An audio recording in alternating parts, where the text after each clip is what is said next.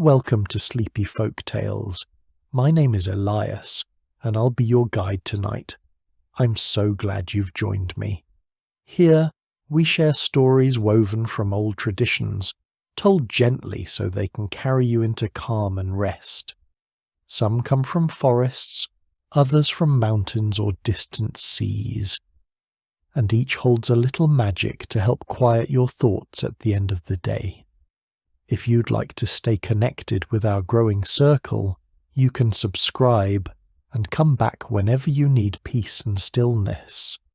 And in the comments, let us know where you're listening from and what time it is right now. It's always beautiful to see how these tales bring together listeners from all over the world. So settle in, make yourself comfortable, and let me take you into tonight's story. Before we begin, let's take a few moments to gently prepare ourselves for rest. Find the most comfortable position for your body, whether you're lying down in bed or sitting back in a quiet space. Let the surface beneath you support your weight and allow your shoulders to drop a little lower. Feel the tension melting away as if the day itself is slipping off your skin. Now, bring your attention to your breath. There's no need to change it, simply notice it. The gentle rise as you breathe in, and the soft fall as you breathe out. With each breath, your body grows heavier, calmer, more at ease. Imagine that with every exhale, the worries of today drift further away, like leaves carried by a slow-moving stream. Let your jaw relax, your hands rest loosely, and your eyes grow soft even if they're still open. You're safe here, wrapped in quiet. Around you, the world grows still. Sounds fade into the background, and the only thing that matters is this moment of peace. Let your mind open gently, like a night flower blooming under the moonlight, ready to receive the calm of the story to come. Here, in this space between waking and dreaming, you are free to release the day. Nothing is asked of you now. You can simply rest, listen, and let the tale guide you deeper into comfort. Long ago, before the world was filled with noise and distraction, people listened closely to the whispers of nature. In the wide plains of the north, under skies stretched endlessly with stars, the people of the Lakota nation told stories to explain the mysteries of dreams. To them, dreams were not simply shadows of the mind. They were threads spun by unseen hands, carrying messages, warnings, or guidance from the spirit world. Each dream, whether kind or troubling, had its purpose, and the elders spoke of them as one might speak of the wind or the river, natural, powerful, and never to be ignored. One such evening, the fire burned low in the centre of the village. The flames crackled softly, throwing sparks into the vast dark above. Families sat together in a circle, wrapped in furs against the cool night air. The stars overhead glittered like countless eyes, silent witnesses to the gathering below. The youngest children leaned forward, their faces bright in the firelight, eager for the story about to be told. For them, these nights were the heart of their world, when wisdom was passed down not in lessons, but in gentle voices and living stories. Among the circle was a boy named Matto, whose dreams had troubled him for many nights. He would wake with a cry, his small body trembling, eyes wide from visions of tangled shadows and restless shapes. In his sleep, he felt chased, as though some dark thing tried to follow him out of the dream and into the waking world. His grandmother, wise with years, had watched him closely. She saw how tired his eyes had grown, how he dreaded the night though he never said it aloud. That evening, as the people gathered, she drew him close and whispered, "Tonight, you will hear something that will bring peace to your sleep." The boy pressed against her side, comforted by her warmth, as the elder of the village raised his voice. The old man's hair was silver as moonlight, his eyes reflecting the glow of the fire. His words came slowly, like footsteps upon sacred ground. "There was once a spirit," he began, "who watched the people with great care. Not a spirit of thunder or storm, but one of patience and craft.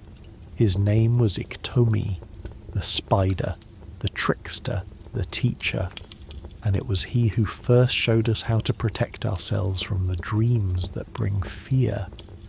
At the mention of the name, some of the children stirred, for they had heard it before. Iktomi was a figure of many tales, clever, sometimes mischievous, but always wise in ways others could not see.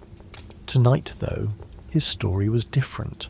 Tonight, it was not about his tricks, but about a gift he gave to humankind. The fire crackled louder for a moment, as if leaning in to listen. The old man's voice wove around the circle like smoke. "Iktomi came to us when the people were troubled by restless sleep. He saw how the children cried out in the night, and how fear lingered even in the morning. And so he spoke to one of our elders, offering a way to weave protection, to let only the good dreams through, and hold back the ones that bring pain." Matto's eyes widened, his small hands clenching the edge of his blanket. His heart beat faster, but not from fear, from hope. At last, he thought, there might be an answer to the shadows that haunted him.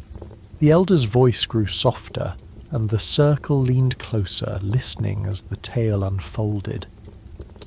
He spoke of a time when the people were restless, when children woke in tears and even the strongest hunters admitted to uneasy sleep. Shadows crept into their dreams, twisting the mind and leaving behind fear. The people prayed to the Great Spirit for peace, and it was then that Iktomi, the spider spirit, appeared. Not with thunder or fire, but with quiet patience, as he lowered himself from a thread of light that shimmered like morning dew.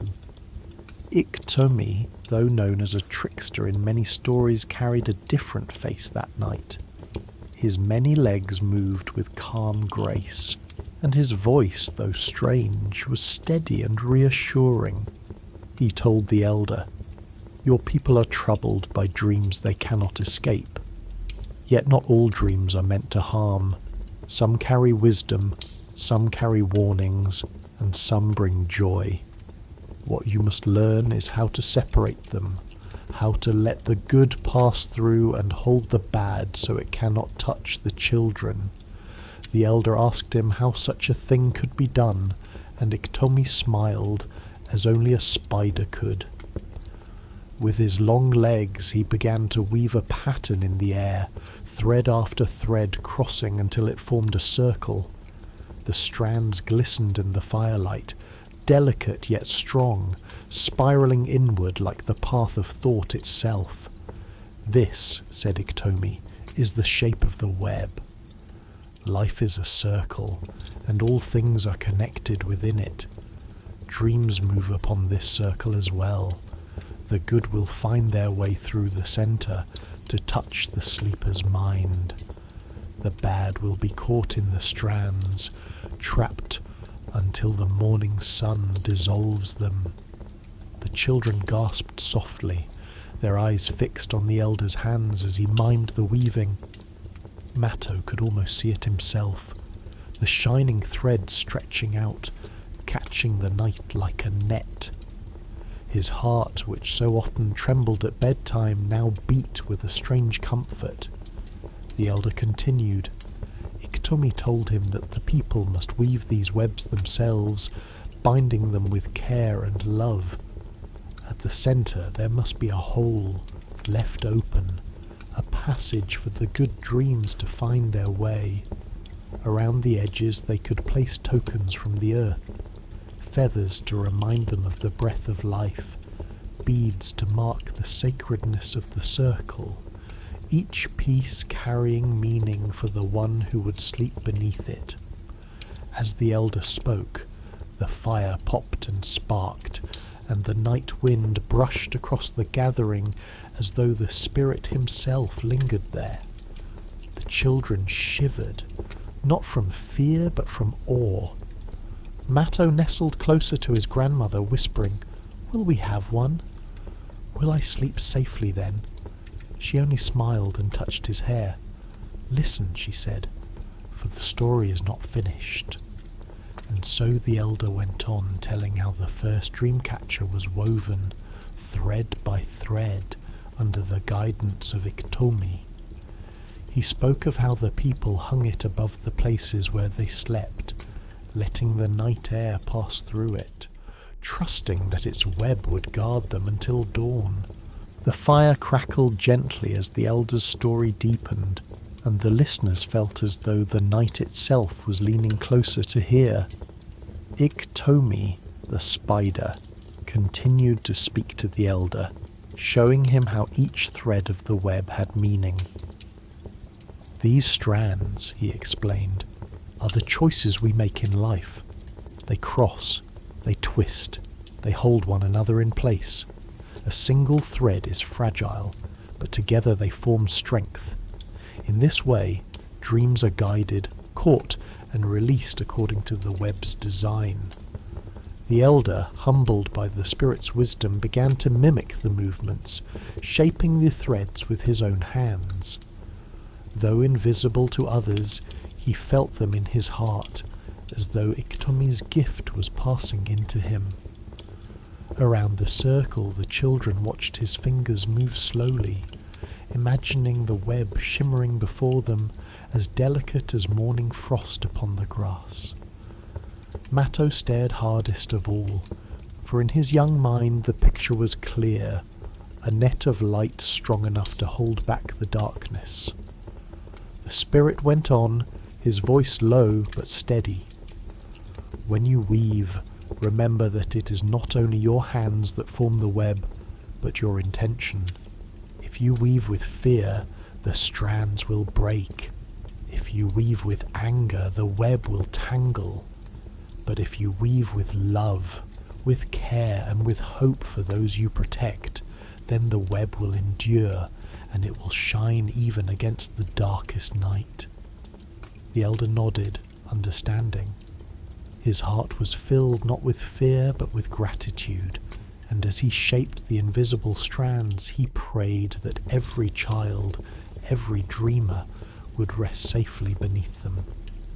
The firelight reflected in his eyes, and the people around him grew still, sensing that something sacred was happening before them.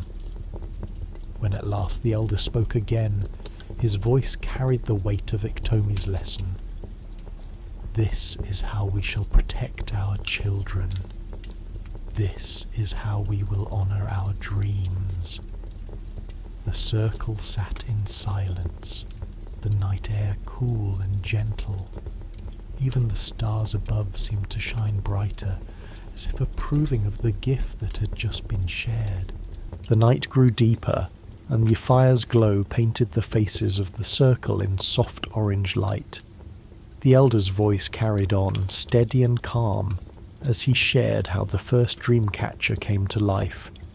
He told of how Iktomi guided the people's hands to bend a willow branch into a perfect circle, symbol of the endless cycle of life.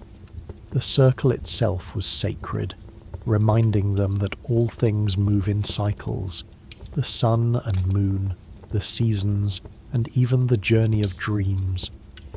Into this circle, the first threads were woven. Strand by strand, crossing and twisting, the web took shape. The elder described how it was like watching the spider spirit's wisdom pass into the hands of humankind. At first, the pattern seemed fragile, but as more threads were laid, it grew stronger, more balanced, more complete. Children leaned forward, their imaginations alive, seeing in their minds a glistening web that shimmered like the night sky itself. Matto could hardly breathe as he listened. He pictured the circle above his bed, glowing faintly, its web catching the shadows that haunted him each night. In his heart, a seed of hope grew stronger with every word. He tugged gently at his grandmother's sleeve and whispered, "Will we make one too?" She only smiled and whispered back, "Listen well, for the story is still weaving itself." The elder continued, describing the sacred objects that could be woven into the circle. Feathers, light as breath, would hang from the bottom, moving with the air, carrying the good dreams down to the sleeper below. Beads could be added, each one marking a prayer, a memory or a wish, reminding the sleeper of the love of their family. The elder's words made it clear. The Dreamcatcher was not just an object, but a piece of the heart, woven with intention and care. He told them of the hole in the center of the web left open on purpose. This, he said, is the doorway for the good dreams. They are not to be caught, but allowed to pass through, flowing gently down the feathers into the sleeper's mind. The bad dreams, confused and heavy, are trapped in the web and held fast until the first light of dawn. Then the sun burns them away, leaving nothing but peace behind. The children shivered at the thought, but their eyes shone with wonder. The fire snapped, and the sparks rose into the night, as though echoing the elder's words. Around the circle, the people were quiet, imagining the sacred web hanging above every place of rest, protecting each soul as they slept. For the first time in many nights, Matto felt no fear at the thought of closing his eyes. Instead, he felt the warmth of his grandmother's arm, the strength of his people's tradition, and the comfort of knowing that dreams, even the dark ones, could be guided and tamed. The elder's voice lowered, gentle as a lullaby. And so the web was given to us, a gift from Iktomi, to remind us that even in the darkest hours, we are not without protection. Our dreams are part of us, and with care, they can be shaped into something that heals rather than harms. The people nodded in reverence, and the firelight flickered like a blessing across their faces. The elder paused for a moment, letting the fire's quiet crackle fill the air. The people leaned closer, as though the silence itself was part of the story. Then, with a steady breath, he spoke again, telling how the Dreamcatcher became more than a simple tool. It grew into a symbol of trust, of family, of the unseen threads that bind people together. Each strand was more than fibre. It was a prayer. Each knot was a promise. And every circle, no matter how small or large, carried the weight of hope. He described how the first families began to weave their own dream catchers. Mothers bent willow branches into small hoops, while fathers tied strands of sinew with patient hands. Children offered beads they had carried in their pockets, or feathers they had found in the grass. Each person gave something, no matter how small, so the Dreamcatcher was born from the love of all.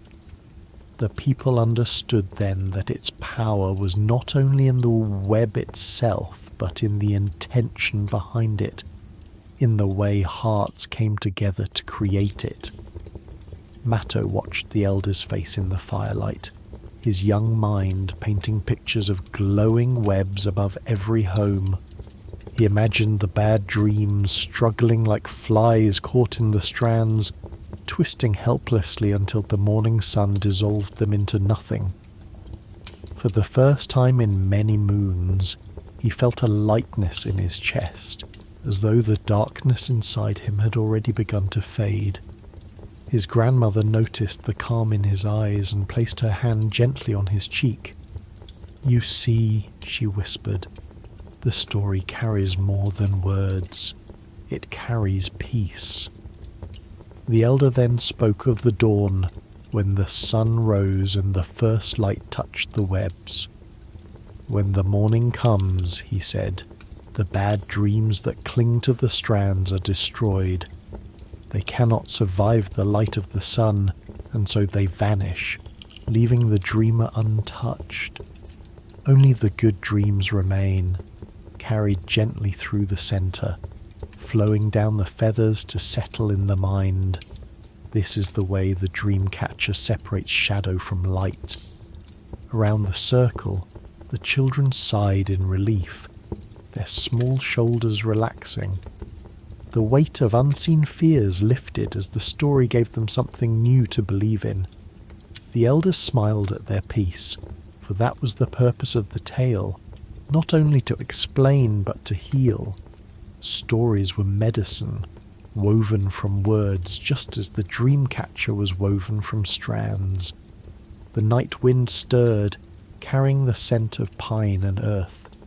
The fire dimmed to glowing embers, and the elder's voice grew softer still, like the closing of a lullaby. "From that night forward," he said, "the people trusted the gift of Iktomi, and so long as the Dreamcatcher hung above them, they knew their sleep would be safe. It was more than a web. It was a reminder that even the darkest dreams could be guided by wisdom, and that the Great Spirit never left them without hope." Matto leaned his head against his grandmother's shoulder, his eyes heavy but no longer fearful. Around him, the people sat in stillness, warmed by the fire, comforted by the story, and bound together by the quiet truth of the Dreamcatcher's origin. Above them, the stars glittered brighter than ever, as though they too watched over the circle, blessing the night with calm. The elder's story did not end with the making of the first Dreamcatcher. He told how, in the days that followed, the people began to notice a change. Children who once woke in fear now slept soundly, their breaths deep and even. Hunters who had been plagued by uneasy visions found their minds clearer at dawn. The Dreamcatchers swayed gently above their resting places, feathers moving in the softest of breezes, as though whispering promises of protection through the night. It was said that even the animals seemed calmer in these times. Horses rested more easily, and the dogs by the fire no longer barked at shadows. The village itself grew quieter at night, a peace settling over the people that had been missing for many moons. For the first time in memory, the nights felt like a gift rather than a trial. All who looked upon the webs felt reassured, not only by the strands themselves, but by the love woven into them. Matto, who once dreaded sleep, now greeted the night without fear. His grandmother had woven a small Dreamcatcher just for him, its thread strong and carefully tied, with a feather from a meadowlark hanging from its bottom. When Matto lay beneath it, he imagined the feather guiding the good dreams down into his mind, soft as a lullaby. Each morning he woke refreshed, and he would run outside to tell his grandmother about the gentle dreams that had come to him. The shadows no longer chased him, and laughter returned to his days. As word spread of the Dreamcatcher's gift, families began to share them with one another. They were given as blessings at births, as tokens of comfort for the ill, and as gifts for travellers setting out on long journeys.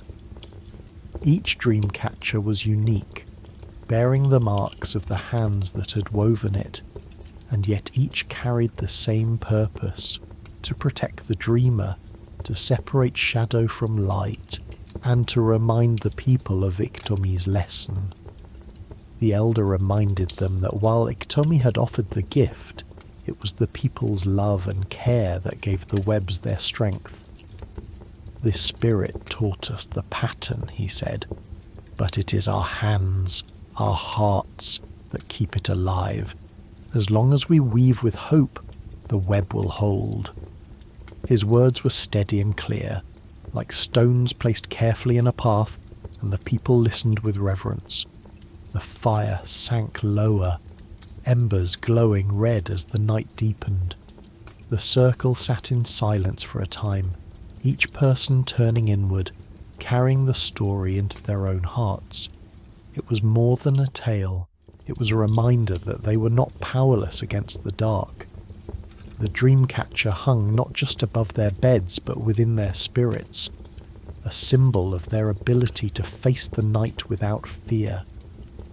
Above them, the stars wheeled slowly across the sky, ancient and watchful. The moon cast its silver light upon the village, and the Dreamcatchers swayed in the quiet air, their webs shimmering faintly, as though alive with the energy of unseen guardians. The people slept, and for the first time in many nights, peace ruled their dreams.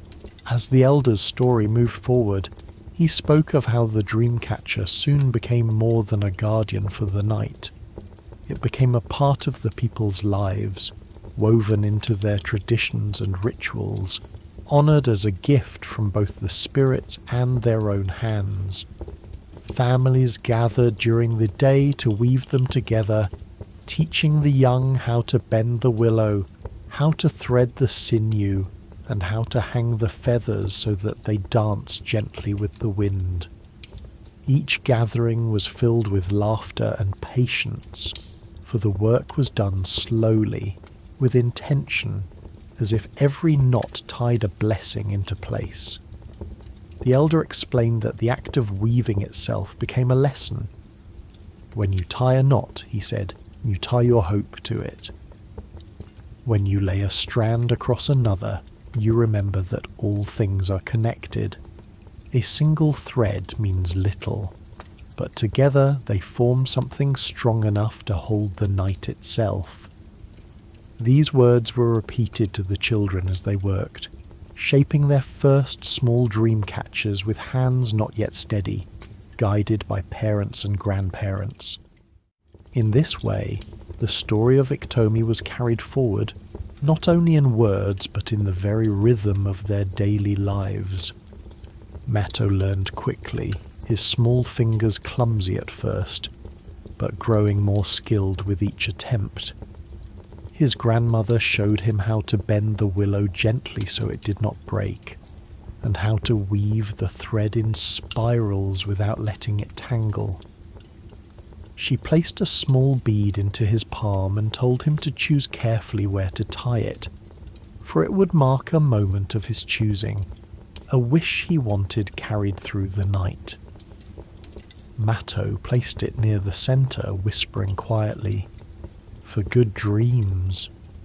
His grandmother smiled and kissed his hair, knowing that the boy's heart was lighter than ever before. The elder spoke of how travellers began carrying dream catchers with them, tied to their packs or hung at the entrances of tents, so that even far from home they could feel the same safety. Warriors took them into battle as reminders of the loved ones they fought to protect, while mothers tied them above cradles to guard their children's rest. Wherever a dream catcher swayed, there was comfort, like a silent guardian watching through the night. As the fire glowed low, the elder's voice deepened. The dream catcher is not only for the night. It is a reminder by day that what we create with care and love will outlast fear. The strands are not just sinew and thread. They are the choices we make. We weave them every moment, even when we are not holding a willow branch in our hands. His words settled over the people like a soft blanket, warming them more deeply than the fire itself. The wind whispered through the trees surrounding the village, carrying the scent of pine and earth. Dreamcatchers hung at every doorway now, their feathers stirring gently, as if alive with unseen breath. The people looked upon them not only as guardians, but as symbols of unity, of what could be built when many hands worked together for the same purpose. And in this quiet understanding they found strength, both for the night and for the days yet to come. The elder's story flowed like a river, unhurried and steady, carrying the people deeper into its current. He spoke of how, in time, dreamcatchers began to take on the character of those who made them. Some webs were tight and complex, filled with many crossings, reflecting the patience of their weavers. Others were simple and open, with just a few strands, showing the straightforward spirit of their makers. Each one was unique, and yet every dreamcatcher served the same purpose: to guard the heart of the dreamer and remind them of their place in the great circle of life. He told of a young woman who wove her dreamcatcher with feathers dyed red from clay to honour the rising sun. She believed it would bring warmth to her dreams, and indeed she often awoke smiling, filled with light and energy for the day. Another weaver placed shells at the bottom of the hoop, so that the sound of waves would echo in her mind as she slept, carrying her back to the lakes of her childhood. The elder's voice carried these stories gently, and those gathered felt as though each dreamcatcher was not just an object, but a living memory, holding the essence of the person who had created it. Meto listened with wide eyes, imagining dreamcatchers of every kind, some with feathers of eagles strong and proud, others with beads of stone that seemed to carry the strength of mountains. He tugged at his grandmother's sleeve again, asking softly, "Could mine be filled with many colours?" She smiled and nodded, saying, "Yes, little one, for your dreams are many, and the web will hold them all."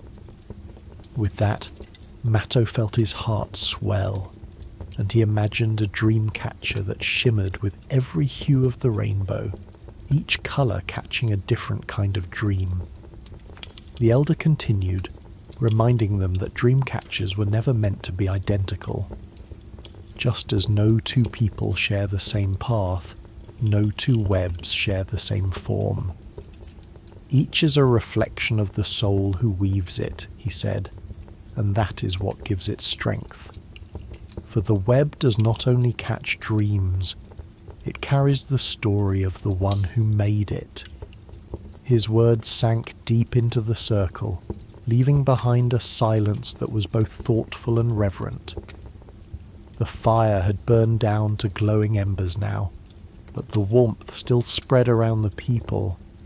Above them the stars shone like 1,000 beads strung across the sky, and it seemed to those listening that the heavens themselves had become a great dreamcatcher, holding the world in its protective embrace. In that moment, every listener felt a bond not only with each other, but with the countless generations who would hear this story in nights to come. Matto leaned against his grandmother and whispered, "I will weave mine tomorrow." She kissed the top of his head and answered softly, "Yes, tomorrow. And with each strand you will carry this story forward, so it will never be forgotten." Her words settled over him like a lullaby, and the boy felt his eyelids grow heavy, as though the dreamcatcher's promise was already keeping watch. The elder's voice grew softer, as though he were weaving the night itself into his tale. He spoke of how the dreamcatcher not only protected against nightmares, but also reminded the people that life was a balance of dark and light. The bad dreams are not destroyed immediately, he said.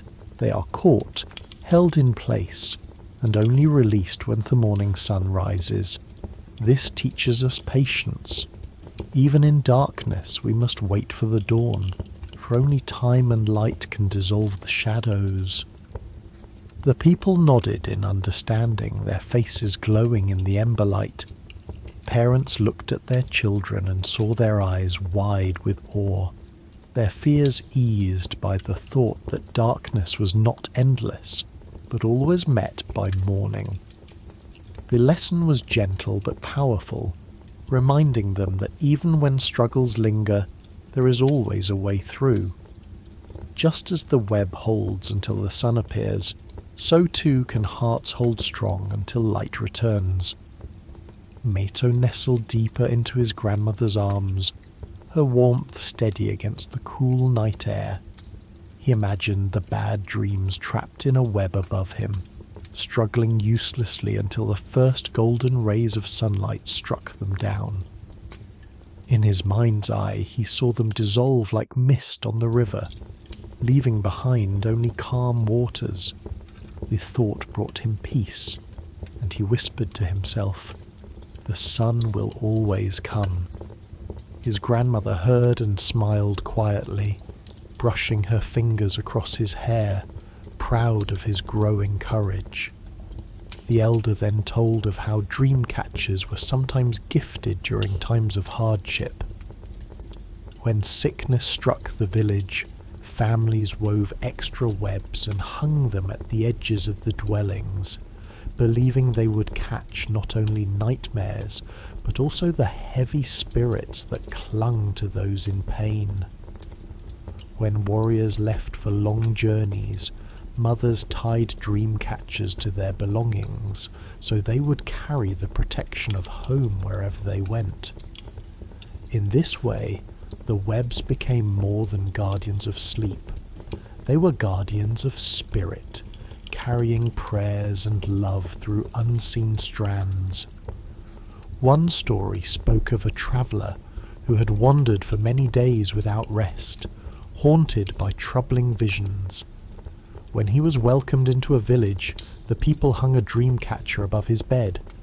That night, he slept peacefully for the first time in many moons. Upon waking, he wept with gratitude, saying he felt as though the spirits themselves had stood watch over him. The elder's voice lingered on this story, showing that the dreamcatcher's gift was not only for those who created it, but for all who shared in its blessing. The circle grew very still. The fire popped softly, and sparks floated upward like tiny glowing feathers vanishing into the sky. Around them, the dreamcatchers swayed gently in the night breeze, their feathers whispering promises of safety. The people felt comfort not only from the tale itself, but from the truth that they were all connected by the web, each strand a reminder that their lives, their dreams, and their love were bound together in ways unseen yet deeply felt. The elder's voice softened until it was barely more than a whisper, carrying the story toward its gentle close. He spoke of how the dreamcatcher became a bridge between generations, passed from elders to children, from parents to newborns, and even from friends to travellers who would carry the tradition far beyond the village. Each web was a thread of connection, linking the past to the present, and ensuring that the wisdom of the ancestors would never be forgotten. Every dream catcher, he said, is more than a circle of willow. It is a circle of memory. When you weave, you tie yourself to those who came before, and to those who will follow. The people listened in silence, the words wrapping around them like a blanket. In the fire's glow, they imagined countless dream catchers stretching across the world, swaying gently in the night air, each one a guardian, each one a storyteller. It comforted them to know that their dreams were not theirs alone, but part of a greater web, stretching as far as the stars above. Even the smallest child understood. To sleep beneath a dream catcher was to be part of something vast, timeless and protective. Metto felt his grandmother's arm around him, steady and warm. His eyelids were heavy, but his heart was light. In the distance he heard the sound of a night bird calling, its cry soft and comforting, like a lullaby carried on the wind. He thought of the Dreamcatcher she had promised to weave for him, and he imagined it already glowing above his bed, its strands alive with strength and care. He smiled faintly, knowing that tonight he would sleep without fear. The elder's final words rose and lingered in the quiet. The Dreamcatcher is a gift, a reminder that even in the darkest hours there is always light to guide us.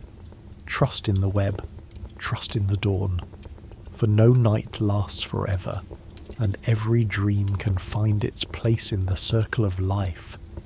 His voice faded into the hush of the embers, and the people bowed their heads in reverence. The fire dwindled to glowing coals, the night wrapped itself gently around the village, and the dream-catchers above each doorway swayed softly, their feathers whispering in the breeze. Peace settled over the people, a peace that came not only from the web itself, but from the love woven into it. One by one, the listeners closed their eyes, lulled into rest by the steady rhythm of the story, the warmth of the night, and the promise of safe dreams. As Matto finally drifted into sleep, he felt as though the entire world had become one great dream catcher, holding him in its embrace. The stars above glittered like beads in a web stretched across the heavens, and the moon glowed like the circle of willow itself. In that vast and silent night, there was no fear, only comfort, a promise that the story, like the Dreamcatcher, would endure for generations to come.